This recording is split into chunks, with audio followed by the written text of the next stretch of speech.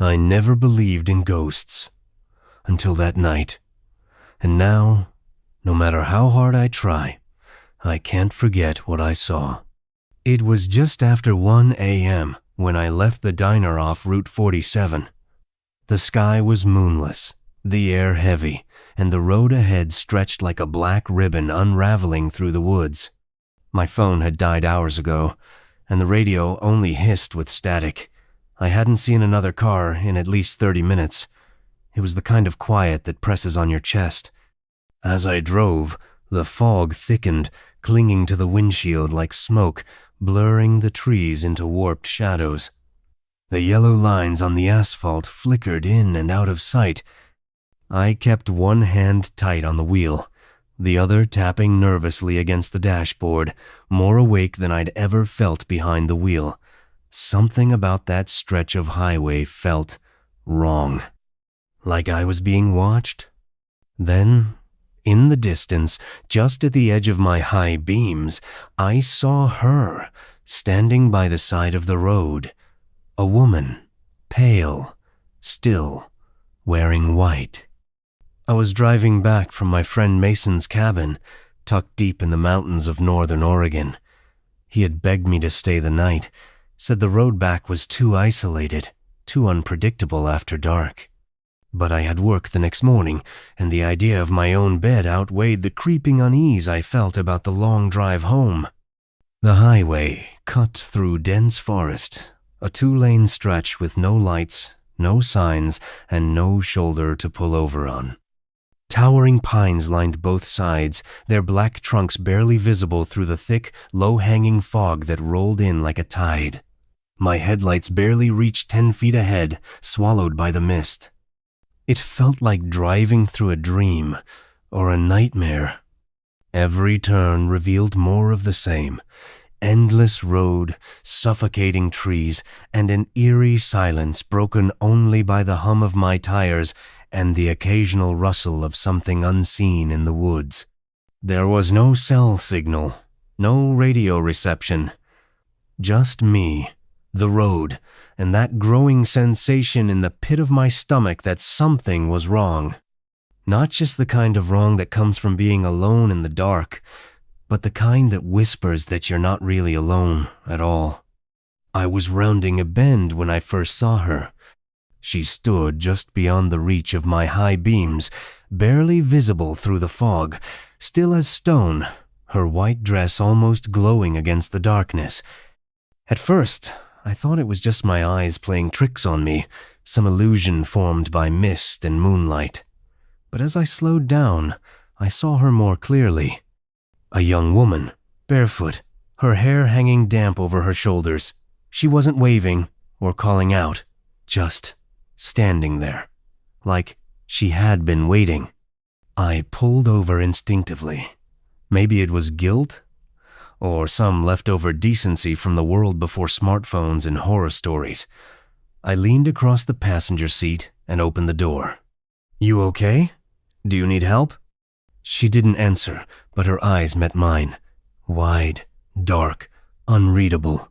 Without a word, she stepped into the car and closed the door softly behind her. The air seemed to drop 10 degrees the moment she sat down. Her dress was soaked, clinging to her thin frame, and her skin looked almost translucent in the dashboard light. I swallowed hard. "Where are you headed?"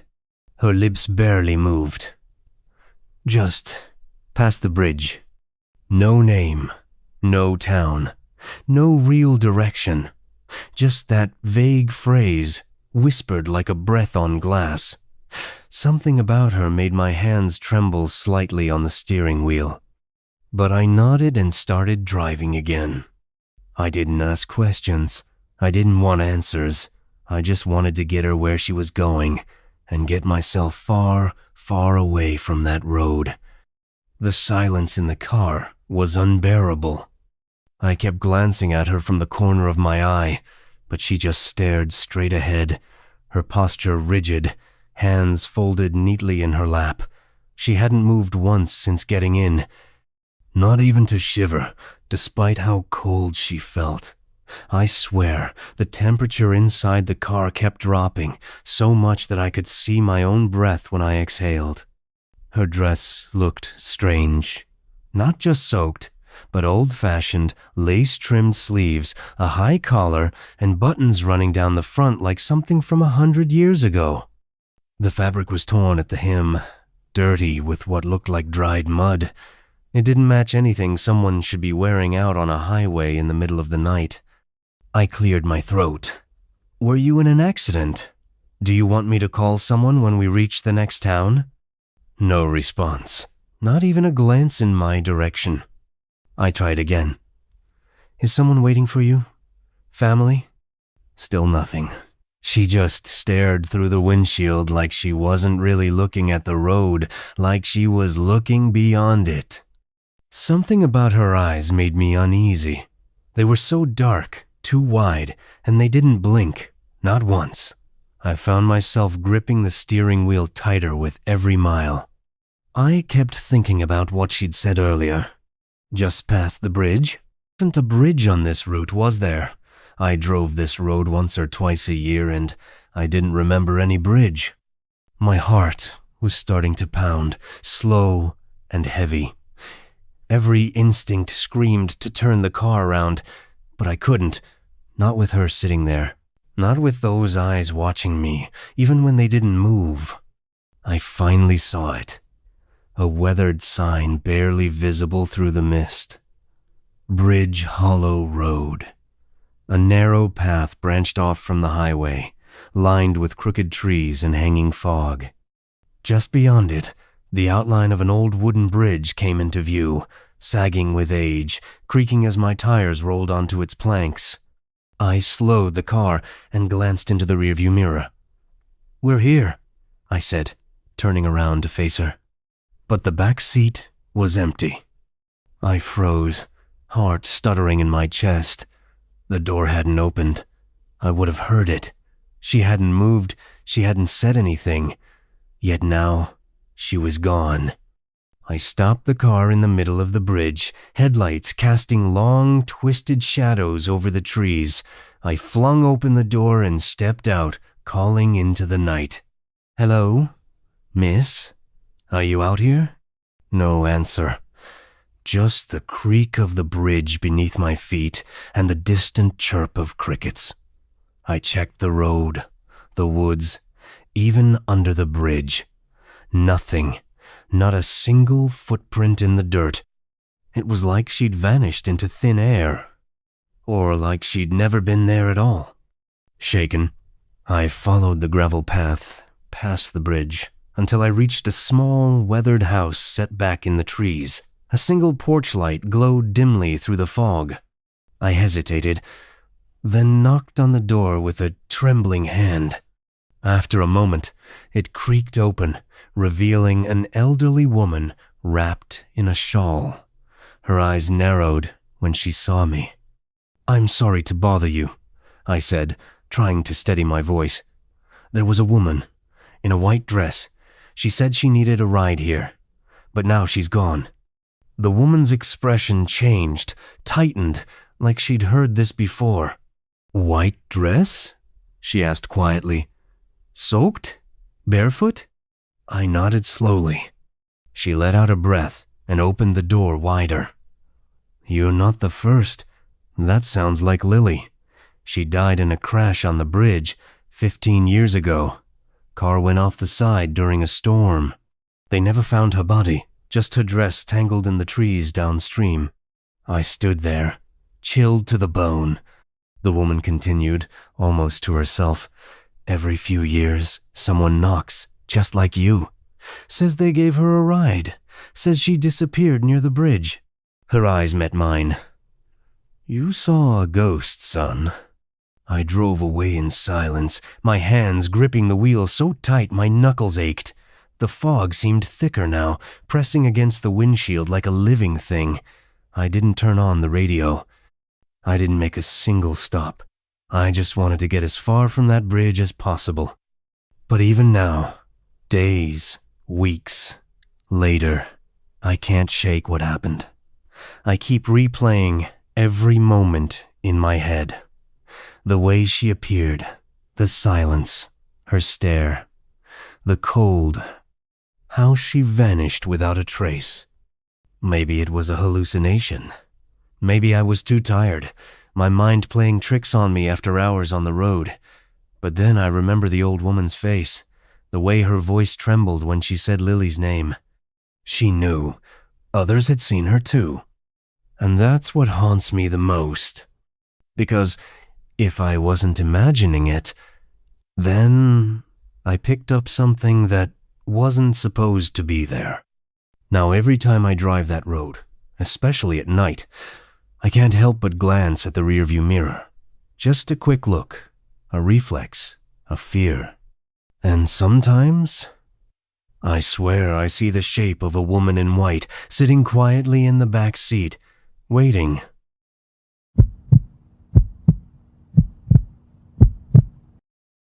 I always thought highway driving was monotonous, until that night.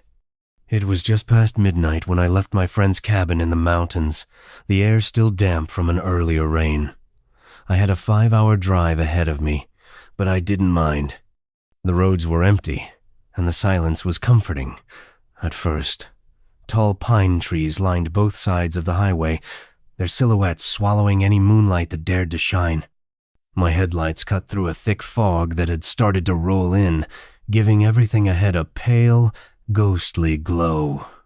The hum of the engine and the steady rhythm of the tires on asphalt became hypnotic. There were no streetlights, no cars in either direction, just an endless stretch of dark road that seemed to pull me deeper into nowhere. The GPS told me my exit was coming up in 3 miles. I remember glancing at the dashboard clock, 12:17 a.m. I yawned, turned the volume up on the radio, and drove on. But when I looked up again, the exit sign never came. The road felt different that night, unnaturally quiet. I was heading home after spending the weekend with an old friend who lived deep in a rural town, the kind of place where GPS signals flicker and neighbors are miles apart. The visit had been relaxing, just what I needed, but the drive back, that was something else entirely. A thick fog clung to the highway like a curtain, swirling and shifting in my headlights, revealing only a few feet of pavement at a time. Towering trees lined both sides of the road, their branches arched overhead like skeletal arms. The forest was dense, wild, and unnervingly still.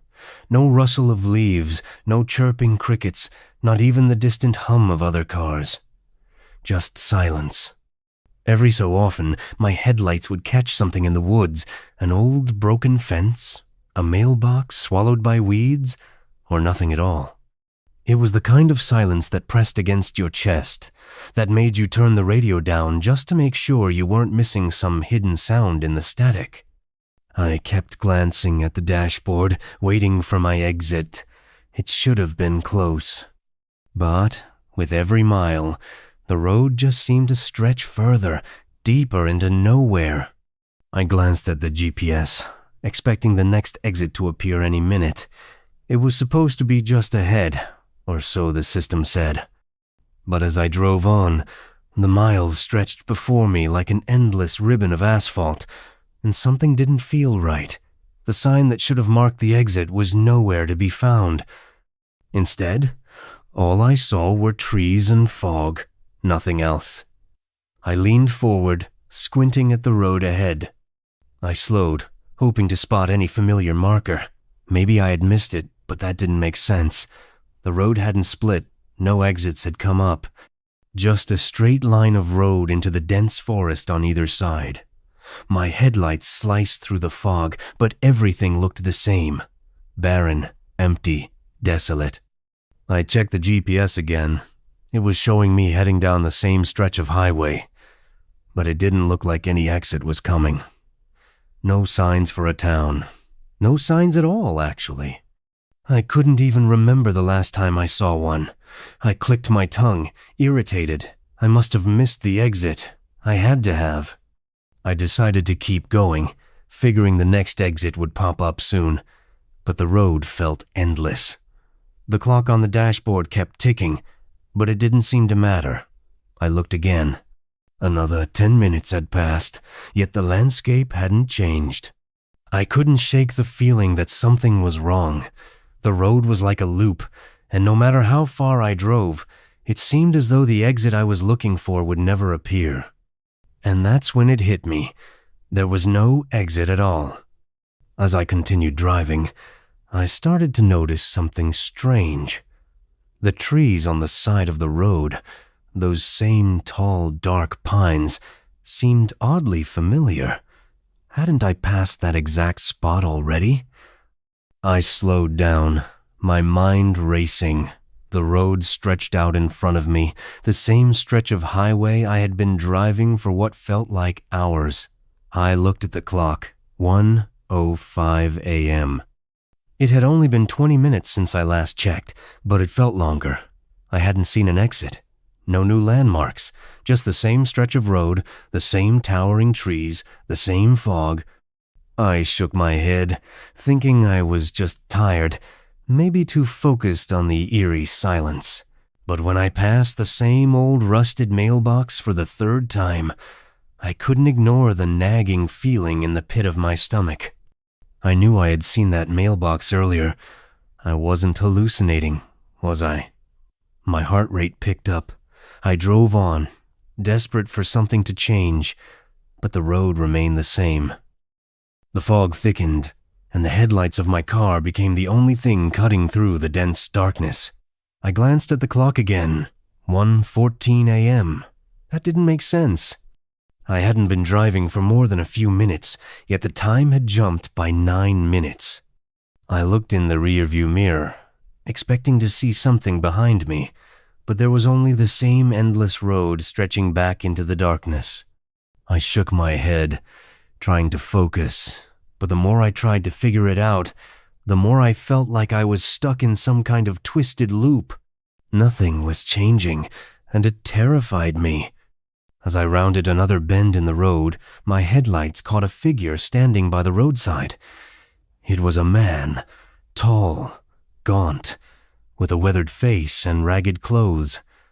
His eyes were wide, almost too wide, as if he'd been staring into the darkness for too long. He stood there, motionless, watching the car approach. I slowed down instinctively, unsure of what to do. The fog was so thick I could barely make out his features, but he stepped forward, raising a hand as if to signal for a ride. Against my better judgment, I stopped.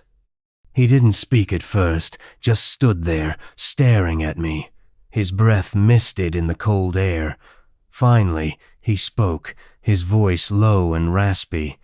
"You're stuck," he said, his eyes never leaving mine. "This road doesn't let people leave. Not once it's claimed you." I blinked, confused, but before I could respond, he continued. "You'll keep driving, round and round until you realize there's no way out." His gaze shifted, his lips curling into a cryptic smile. "Turn back while you can." Before I could ask what he meant, the man stepped back into the fog, disappearing as quickly as he'd appeared. I sat frozen for a moment, the words echoing in my head. What did he mean? What was happening? I didn't know what to make of the man's words, but something in my gut told me they weren't a warning. I could feel the truth in them, like a cold weight pressing against my chest. I drove on, trying to ignore the creeping dread building inside me, but the road felt different now. The air felt heavier, thick with an unnatural tension, and the trees seemed to loom closer, as if watching me. I reached for my phone, hoping for some kind of signal, but of course, there was nothing, no bars. The same empty stretch of road, no other cars, no signs of civilization. I flicked the radio on, hoping for some distraction, but instead of music, static filled the air, followed by distorted whispers, garbled voices, too faint to make out, yet unmistakable in their urgency. I turned the dial, but it was the same. more whispers, more static, and then a clear voice, low and trembling. "Turn around before it's too late." I slammed my hand against the dashboard, silencing the radio, but my heart was pounding in my chest. Panic surged. My hands trembled as I gripped the steering wheel. I was completely alone, cut off from the world. Every turn, every mile, felt like I was being pulled deeper into some twisted nightmare. I was losing control of my mind. The fog was closing in. The road was never ending. As I rounded another curve, something caught my eye. A faded, weathered sign barely visible through the fog, half covered in moss and creeping vines. I slowed down, my heart pounding in my chest, and stopped the car.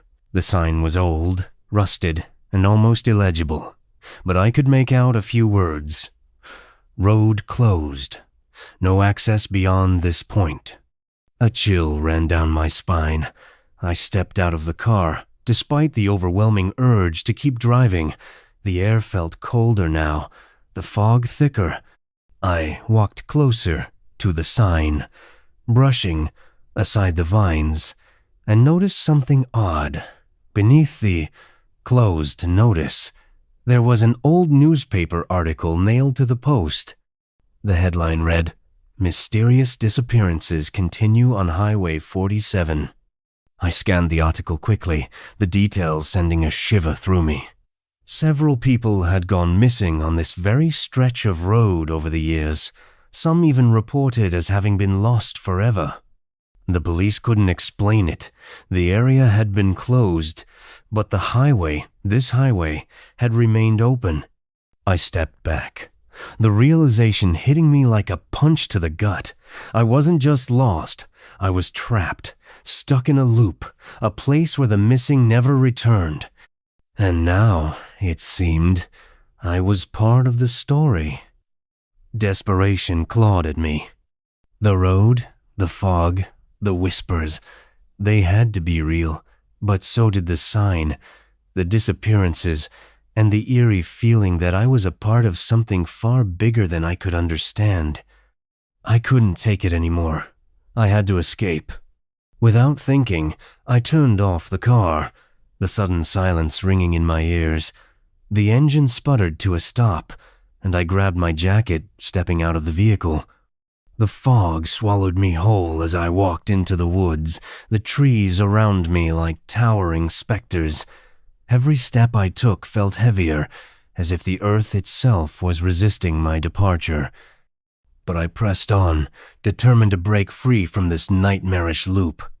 I walked for what felt like hours, the eerie silence only broken by the distant hum of the highway. But then, just as I was about to collapse from exhaustion, I looked up, and there it was. The road. The same highway.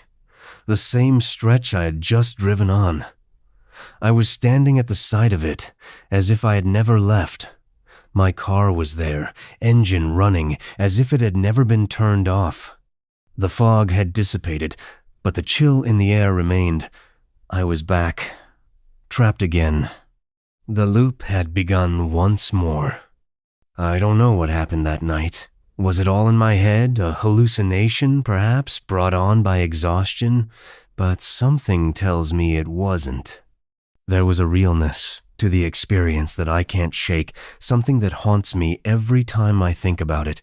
The feeling of being trapped, caught in an endless loop, never able to escape. The man, the sign, the disappearance.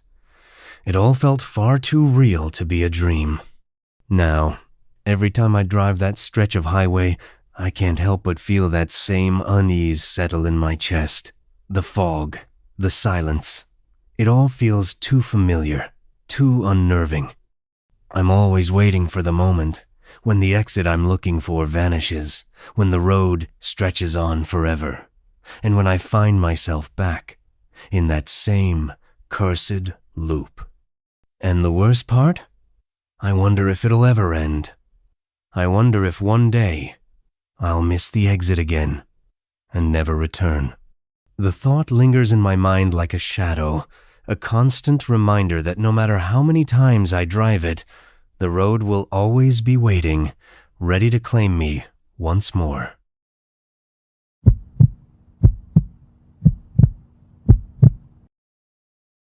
I should have never taken that detour.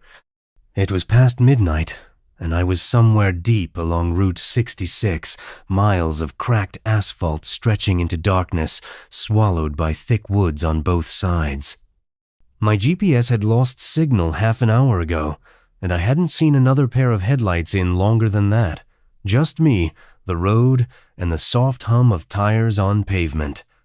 My eyelids felt heavier with each passing mile.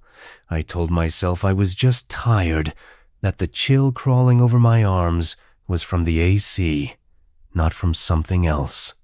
Still, I couldn't shake the sense that I was being watched. Not followed, watched. Every now and then, I'd glance at the rear-view mirror, half expecting someone to be sitting in the back seat. Empty every time. But something about that silence, it wasn't peaceful. It was waiting, and I didn't know what for. It started with a flicker of light in my rearview mirror. At first, I thought it was just another driver. Finally, someone else on this god-forsaken stretch of highway. The glow grew brighter by the second, almost too fast. Within moments, two massive headlights bore down on me like twin suns, blinding in the dark. The roar of a heavy engine filled the silence, deep and mechanical, and soon I could make out the shape of a massive semi-truck charging up behind me. No markings, no company logo. Just rusted chrome and a blacked-out windshield that swallowed the light. I tapped the gas nervously, trying to give the truck room to pass, but it didn't pass. It got closer and closer. Within seconds, the front grille was just inches from my back bumper, and I could feel the heat of its headlights pouring through my rear window. My hands tightened around the steering wheel as I veered toward the shoulder, praying it wouldn't ram me off the road. Then, nothing. I blinked. The engine noise cut out instantly. The headlights disappeared. I looked behind me and saw emptiness. No truck, no taillights, no sound. Just the empty road, dark and silent as before. I pulled over and sat there, staring into the rearview mirror, heart pounding like it was trying to break out of my chest. My breath fogged the windshield. I waited, half expecting to see the truck come barreling back into view. But the road stayed empty. I tried to convince myself it was exhaustion, that maybe I'd imagined it, but the fear, the way my body locked up, that was real. Something had been there, and it wasn't done with me yet. I tried to shake it off. Maybe I'd fallen asleep for a second. Maybe I hallucinated it, just a trick of my mind. But deep down, I knew better. 10 minutes later, it came back. The headlights didn't just appear, they exploded behind me like a pair of searchlights. The roar of that engine filled the car, vibrating through the steering wheel, through my chest. I floored the gas pedal without thinking, tires squealing on the pavement as I sped up to 90. But the truck kept pace like it wasn't even trying. It swerved into my lane again, nudging closer, so close I could see the bolts in the grille and smell the scorched oil pouring from its vents. I jerked the wheel, nearly losing control as I veered to the shoulder. The truck followed. Its horn screamed, long and guttural, like something alive was trapped inside that steel beast. I felt it in my teeth. I couldn't breathe. My hands were shaking, white-knuckled against the wheel. I cut the lights and took a hard left onto a side road I didn't even recognize. Gravel kicked up behind me, and I prayed, actually prayed, that I'd lost it. But a mile later, at a crossroads, it was there again. just parked in the middle of the intersection. No lights, no sound. Waiting. I slammed the brakes, tires screeching as I skidded to a stop just a few feet from its bumper. Before I could react, the headlights flared back on, blinding, and the horn exploded again. I threw the car into reverse and spun around, fishtailing back toward the highway. I took turn after turn, doubling back, cutting through side roads, but every time I thought I'd escaped, it reappeared, behind me, beside me. Once, even in front of me, crawling along like a predator, playing with its prey. The most terrifying part? I never saw a driver, not once. Just that black windshield, as if the cab was hollow, or worse, like it was watching me. By the fourth encounter, I realized something awful. This wasn't a truck. It wasn't even a machine. It was hunting me, and no matter where I turned, it was always one step ahead. The rain started without warning. 1 second, the sky was clear. The next, sheets of water poured from the darkness, smearing my windshield and drumming against the roof like nails. My wipers couldn't keep up. Visibility dropped to near zero, but I couldn't stop. Not now. That thing was still out there. I gripped the wheel tighter, knuckles sore, as I saw a sign flash past. 1 lane bridge ahead. Perfect. Up ahead, the old iron bridge stretched across a deep ravine, its skeletal frame looming like a rusted cage. I slowed down, headlights barely cutting through the downpour, tires slipping slightly on the wet pavement.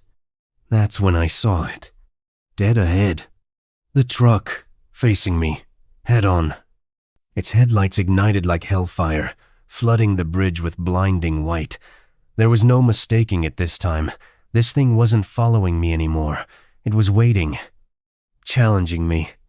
The engine roared, and it began to move. I screamed and slammed the gas. There was no room for 2 vehicles on that bridge, just rusted railings and a narrow path barely wide enough for a single car. But I couldn't turn back. I couldn't stop. The truck charged. Its horn howled, shaking the metal structure and reverberating through my chest. I tried to swerve right, but the tires hit a slick patch. The steering wheel jerked in my hands as the car spun sideways, sliding toward the edge. I saw the guardrail, old, bent metal, rush toward me. There was a flash of headlights, a crunch of steel, and then air. My stomach dropped as the car smashed through the barrier. Gravity yanked me downward, the bridge vanishing above. I didn't even have time to scream. Just the weightless silence of the fall, and then everything went black. I woke up to the sterile hum of machines and the smell of disinfectant. Fluorescent lights buzzed above me, and my body ached in ways I didn't know were possible. Tubes ran from my arms, and a heart monitor beeped steadily beside me. A nurse noticed I was awake and rushed over. "You're lucky," she said gently, checking the 4. "You were unconscious for almost a day. They found your car at the bottom of a ravine. You should have been dead." Her words sank in slowly. "The truck," I whispered, throat dry. "Did they find the other vehicle?" She paused. Too long. "No," she said finally. "Just your car. No skid marks, no debris, no signs of anyone else out there." My mouth went dry. She hesitated again.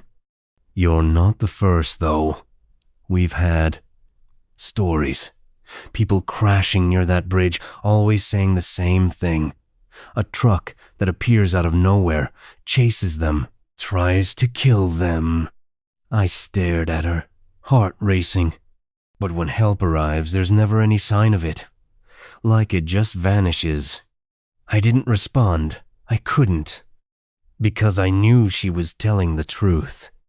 The phantom truck was real, and I wasn't its first, just the latest. I still drive, but never on that stretch of highway, and never at night. People call it folklore, just stories meant to scare travelers. But I know better. I lived it. I felt that truck's heat, heard its horn tear through my soul. If you ever find yourself alone on a dark back road and see headlights suddenly appear behind you, too close, too fast, don't assume it's just a reckless driver. Because once the phantom truck chooses you, there's no outrunning it. Some say it's a ghost, others a curse. All I know is it's still out there, waiting,